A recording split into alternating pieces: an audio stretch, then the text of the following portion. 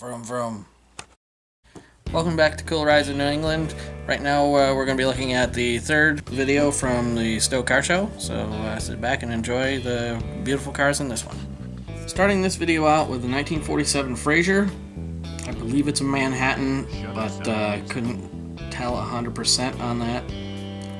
Those sheets were all great underneath there, but I tried to get them, but then a lot of times it didn't show up what they were, unfortunately. This is a beautifully restored car. There's a whole page you'll see in a second about the restoration, so make sure to pause the video and look at it a little bit more in depth. This is, I believe, a 30 or almost 40-year-old. It is a 40-year-old restoration, and it is won lots of prizes. Now we are looking at it's either a 53 or 54 Dodge job-rated fire truck. Shutterstock music. And from the front, on one side it says it's Belchertown fire truck. On the other side it says Town of Plymouth. So it's definitely had some use throughout the years. Nice mammoth thing. Sitting next to that we have a first-gen Miata. Nice little car here. Shutterstock music.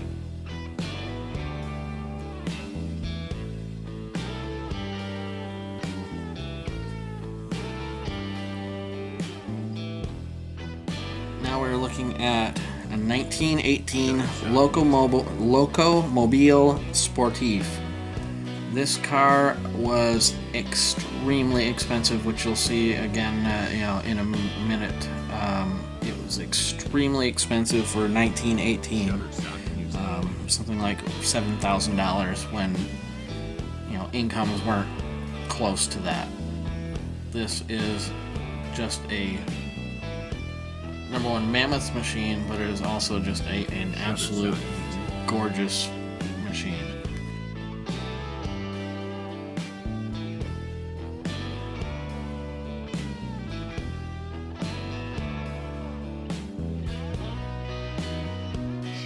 Now we are looking at a 1955 Ford Country sedan station wagon.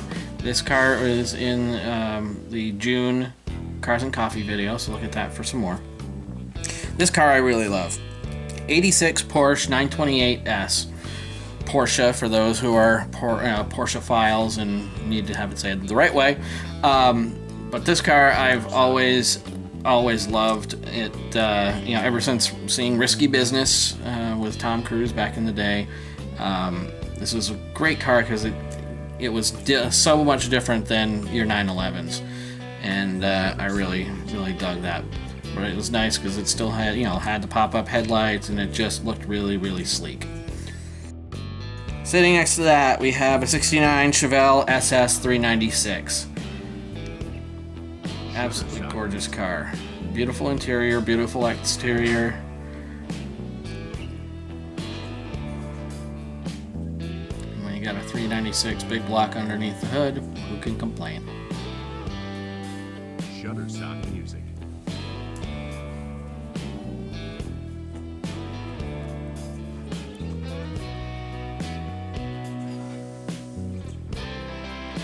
'63 Plymouth Valiant station wagon.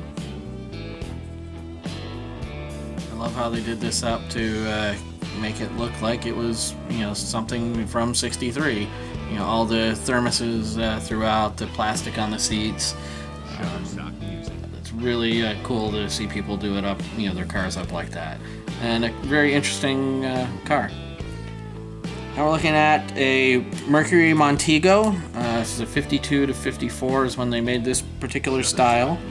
The Montego was the top model line for Mercury in that time frame. This is also really nice. It's a convertible model, and that made it the absolute top of the line for Mercury.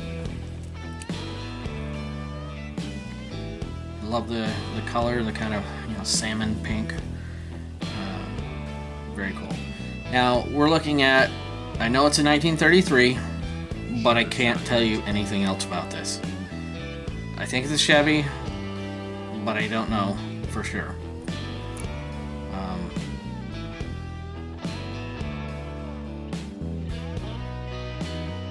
Shutterstock Music.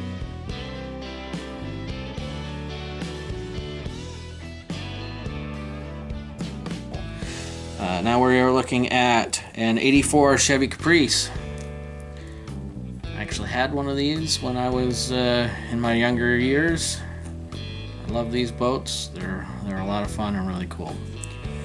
Now we're looking at an 88 to 91 Buick Riata. They only made them for those 4 years, and in total for that 4-year run there was a total of 20,000 cars built. So this is a bit of a rarity, but this is Buick's top of the line. We have a 1928 Dodge Brothers Standard 6.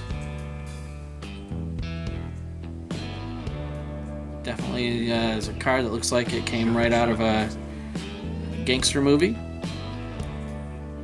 Very cool. I love the looks to be as though, you know, it could still have the wooden spokes in the wheel. Really, really nice, original looking vehicle.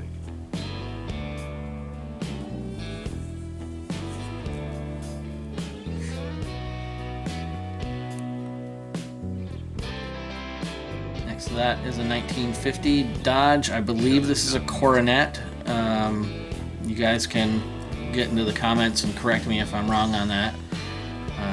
Absolutely beautiful Dodge. Paint was really nice on it. I love the touch of the sun visor and the fuzzy dice. Really nice interior on it.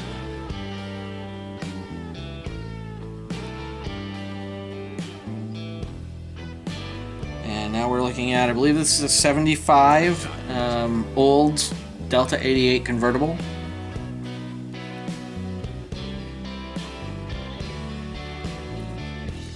Back in the days when boats were, cars were boats and boats wanted to be just like the cars.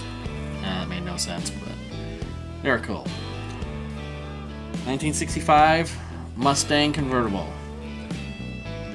Interesting green color in and out. I do love these seats, and I've got to check with an owner next time of whether the pressed in Mustangs in the seats was an option or whether that's something that's aftermarket that they've done to it. But I love seeing that. I've seen it in a bunch of different cars and it's really nice. I love the red line tires on this. Really nice looking. Now we are looking at a 1959 Cadillac convertible. At the time, this was the largest car on the road.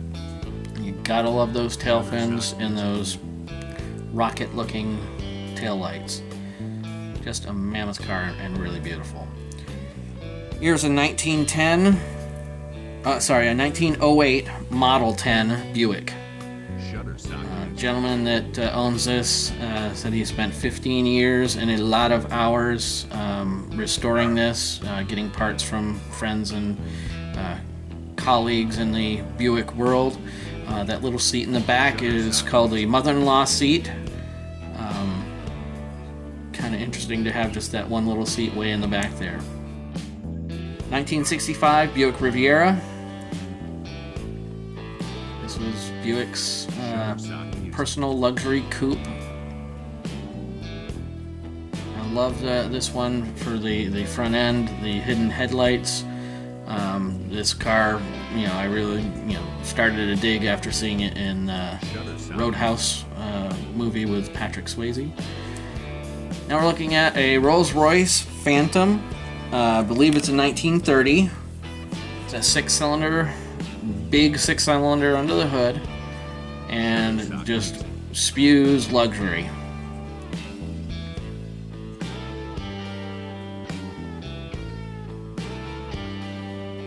Even the driver's compartment is pure luxury, but then you get back into the owner's compartment and it's just the same. Now we're looking at a Rolls-Royce Corniche Coupe. I'm not 100% sure on the year of this one, but I'm believing it's late 70s, early 80s model. Very nice car.